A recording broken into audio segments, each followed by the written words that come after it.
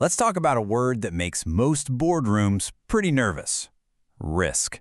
But what if the way we've all been taught to think about risk as just a danger to be avoided is actually one of the biggest mistakes a company can make? Today, we're going to flip that idea on its head and completely reframe what risk should really mean for your business. So let me ask you a question, and I want you to be honest. In your company, is risk management a real, dynamic part of your strategy, or is it just a box-checking exercise? Something that compliance department handles to keep the auditors happy. For most companies, it's definitely the latter. And, well, according to the research we're breaking down today, that approach, that's a profound strategic error. See, just playing defense, trying to dodge every single bullet is pretty much a guaranteed way to get left in the dust. The real game is learning to think about risk in a totally different way. So how do you do that? Well, we need a new way of thinking, a new mental model. We've got to shift from playing pure defense to playing a smart, calculated offense. It's not about avoiding a crash. It's about figuring out how to win the race. Think about it like a race car driver. The defensive driver has one goal: don't crash. That's it. And yeah, they'll probably finish the race, but they'll almost certainly be in last place. The strategic driver, though, they get it. They understand risk. They know exactly when to push that engine to its limit, when to hang back, and when to make that gutsy move to overtake the leader. They don't run from risk, they manage it. That's how you win. Okay, so how do we become that strategic driver? It's not enough to just change our mindset. We need a practical tool. And that's where this new framework comes in: the Risk Strategy Matrix. This is how you start connecting risk directly to your strategy for winning. So what is this thing, really? Well, the matrix is designed to do one thing very, very well. It helps you categorize all the different flavors of risk your business faces. It takes risk from this big, vague, scary cloud and breaks it down into distinct challenges you can actually get your arms around and plan for. Okay, so here it is. It's a simple little 2x2 grid. On one axis, you have your level of control over the situation, from high to low. On the other axis, you have your level of certainty about the outcome, again, high to low.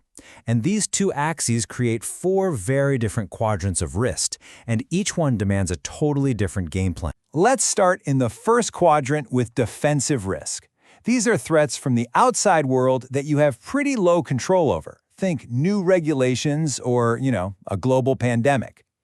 Your goal here isn't to be clever, it's just to be resilient, to build what you might call a fortress balance sheet that can weather any storm. Now, this is where almost every company focuses their energy, and unfortunately, it's also where they stop. Okay, next up is offensive risk. This is your home turf, your backyard. These are the internal, operational risks that you have a ton of control over. The name of the game here is all about efficiency and just flawless execution. We're talking quality control, smooth supply chains, basically just running a really tight ship. Now this is where it gets really interesting. Quadrant 3, strategic risk. Here you have high control over the decision you make, but the outcome is, well, it's pretty uncertain. This is the risk you choose to take. This is about making those big, calculated bets, jumping into a new market, investing in a wild new technology, or even cannibalizing your own hit product to get to the future first. This is where you win the race. And finally, there's geopolitical risk. This is the big, messy, unpredictable stuff. Trade wars, political instability, things you have very little control over and almost no certainty about. You can't predict it, so you can't really plan for it directly. The focus here has to be on scenario planning and building options so that when the world inevitably goes sideways, you're not caught completely flat-footed. So if you zoom out and look at the whole matrix, the main takeaway is this: camping out in that first quadrant, just playing defense all day long, that is the least preferred strategy. It's a recipe for slow, painful stagnation. The winning move is to manage a balanced portfolio across all these risks, but with a sharp, deliberate focus on taking the right strategic risks. Okay, that's the framework. That's the theory. But a framework is useless if you don't use it. So how do you actually put this into practice? Let's talk about the playbook. Let's get into the how. First things first, you have to measure what matters. A huge metric here is something called RORAC. That's Return on Risk Adjusted Capital. It basically helps you answer a simple question. For every dollar we're putting at risk with this bet, what's the potential return we could get?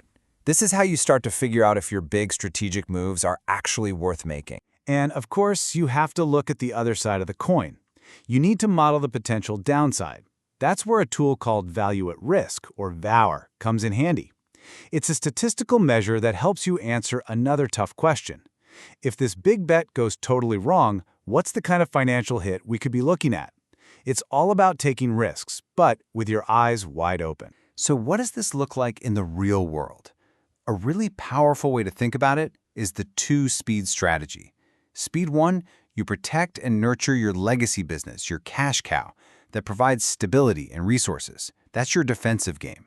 But then you take the resources from that stable base to fund Speed 2, your offensive game, making those smart, calculated bets on unproven high-growth areas that could become your future. In all of this, it leads to one final, absolutely critical choice.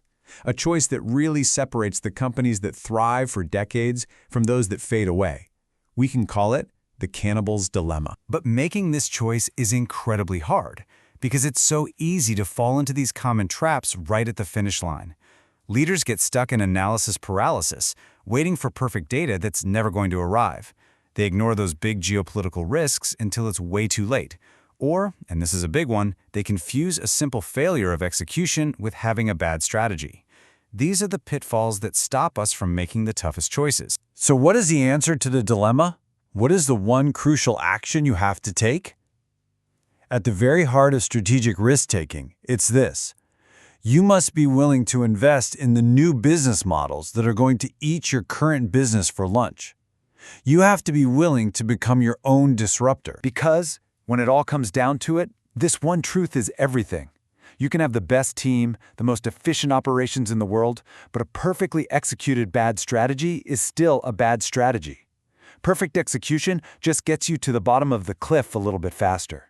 The choice of where to play is what matters most. So we'll leave you with one final question. A question every single leader needs to ask themselves in the mirror because the answer is never nobody.